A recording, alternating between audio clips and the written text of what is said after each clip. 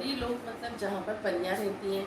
ठीक है, तो ये एक बच्चे की कहानी है जो जिसको उसका जो बर्थडे थी उसके ऊपर जो गिफ्ट मिले थे उसमें उसको एक बुक मिली थी और उसका नाम था परी लोक की कहानियाँ। तो उसमें परी लोक की कहानियाँ वो बच्चा पढ़ता है और उसकी कैसे एक परी से दोस्ती हो जाती है और उससे वो उसके साथ वो परी लोक की सैर करने जाता है। तो पूरी कहानी है ये एक बच्चे की और परी की। तो हम पढ़ते हैं आज परी लोक की सैर।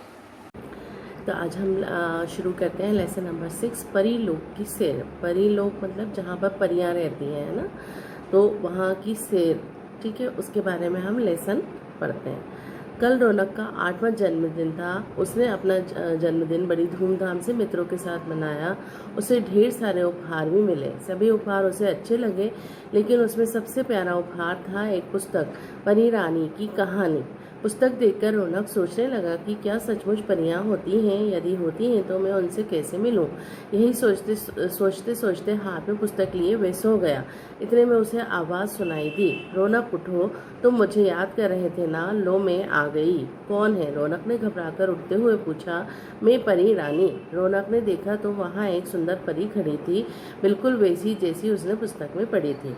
ठीक है, एक रौनक बच्चा था जिसका के 8वां बर्थडे जो था जन्मदिन मनाया गया। उसमें उसको बहुत सारे उपहार, बहुत सारे गिफ्ट मिले और वो सारे गिफ्ट उसको बहुत पसंद आए। उसमें से एक गिफ्ट जो था वो उसको बहुत ही पसंद आया।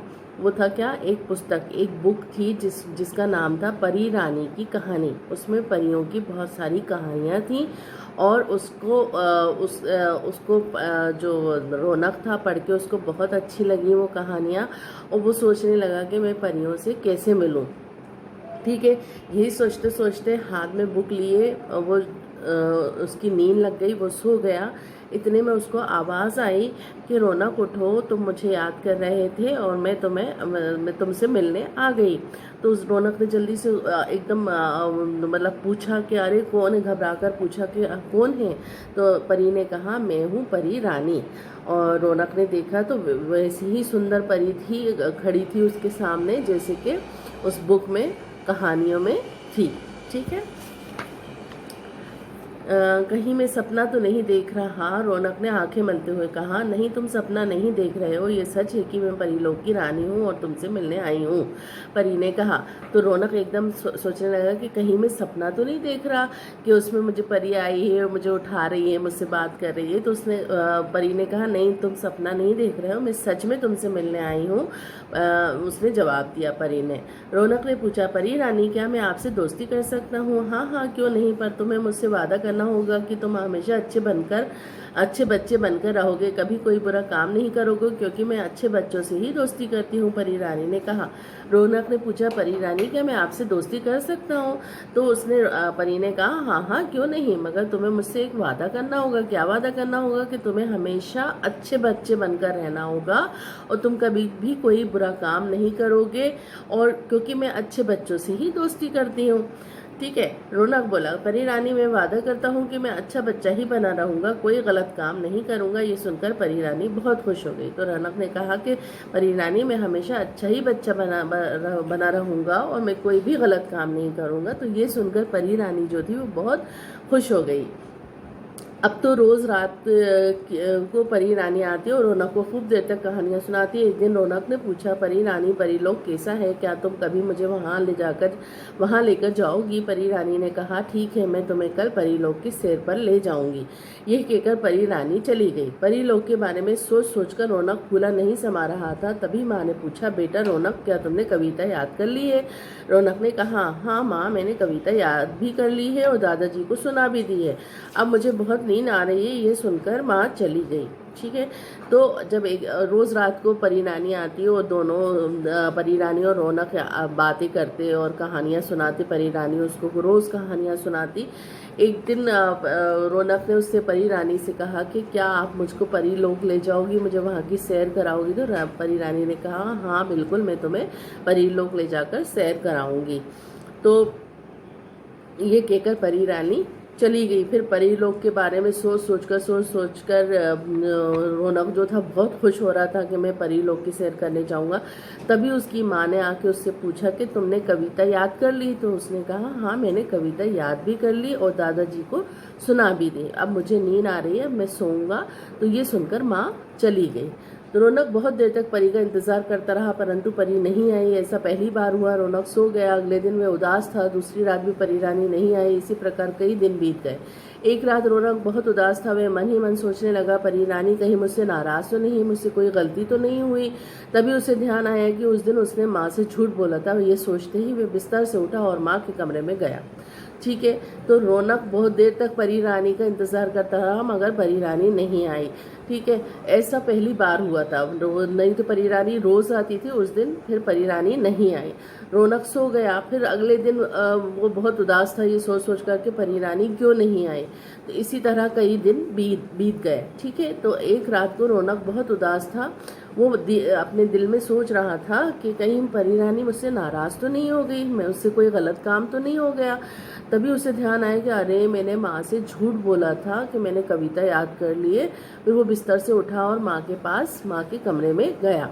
वहाँ जाकर रौनक बोला, माँ मुझसे गलती हो गई है। माँ ने पूछा, क्या बात है बेटा, बताओ। रौनक फिर बोला, माँ उस दिन मैंने कविता याद नहीं की थी और आपसे झूठ कह दिया था कि मैंने कविता याद भी कर ली है और दादाजी को सुना भी दी है। मुझे क्षमा कर दीजिए, आगे से मैं कभी झूठ नहीं बोलूँगा।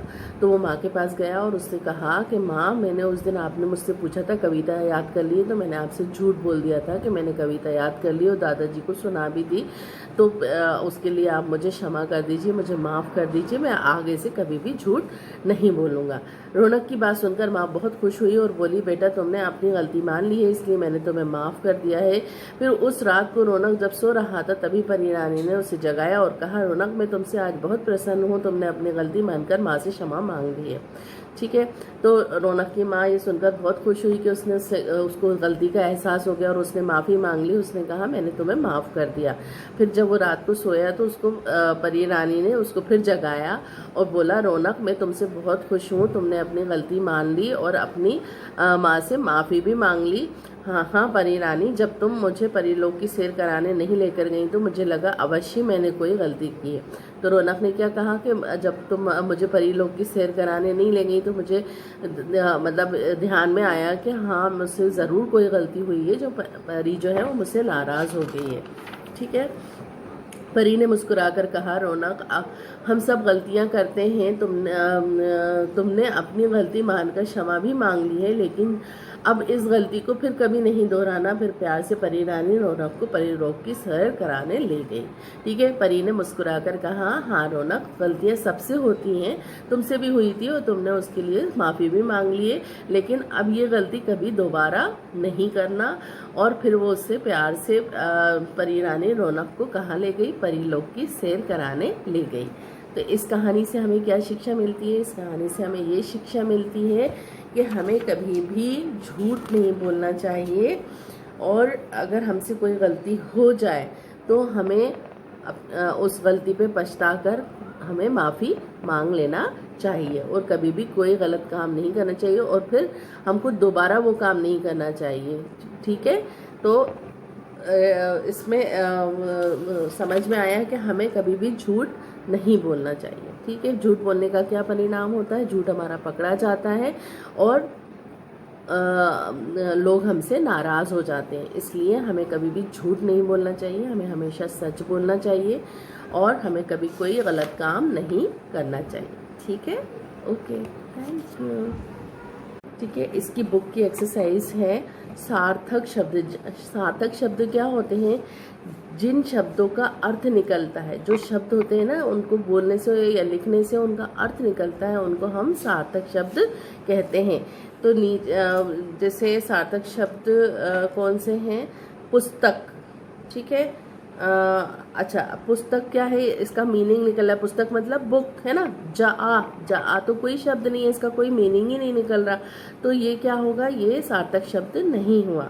तो सार्थक शब्द कौन से होते हैं, जिन शब्दों के अर्थ निकलते हैं उन शब्दों को हम सार्थक शब्द कहते हैं।